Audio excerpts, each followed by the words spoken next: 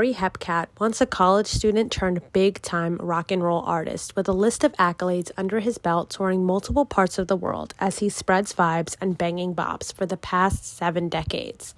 He is now here to preach a different tune to college seniors, discussing the ups and downs leading up to his big-time career and during it, even giving advice to these soon-to-be graduates who may be in fear of the rejection and uncertainty as they soon step into the real world.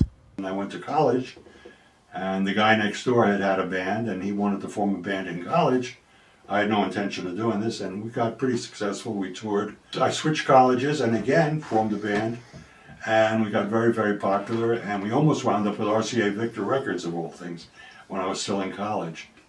I had pretty much given up playing guitar, and I was getting my master's degree at NYU, and I'm walking down Bleecker Street, and a woman sticks her head out a window onto the sidewalk, and she was the owner of a club. "Hey, you know anyone who plays guitar? We need a guitar player." So I went in, I auditioned, I got the job.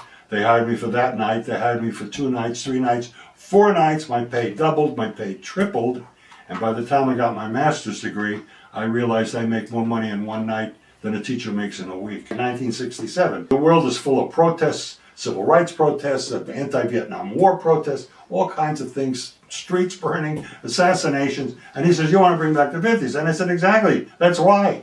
Let's just go have fun with the music, you know." I got thrown out of more offices where the agencies just thought I was nuts.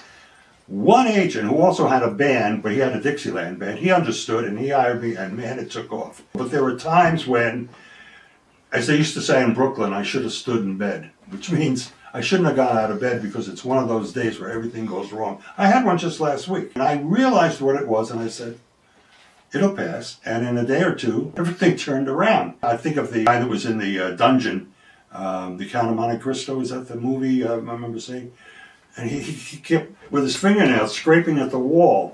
And eventually, as decades went by, he got out of that prison. But he just kept working at it, and that's one of the keys too. Just keep working at what you're doing. Now that we got some advice from Harry, here's a message for our soon-to-be graduates by our Stony Brook University peers.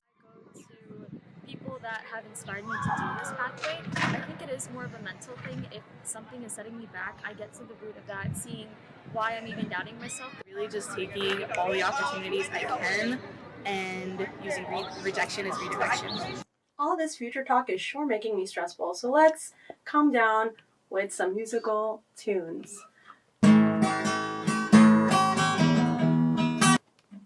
Now, if you thought that was me, that was very, very, very, very delusional of you, because I don't play music. I actually did not do well playing the recorder, which is the simplest instrument you could learn. So I'm just going to stick with my journalism career instead.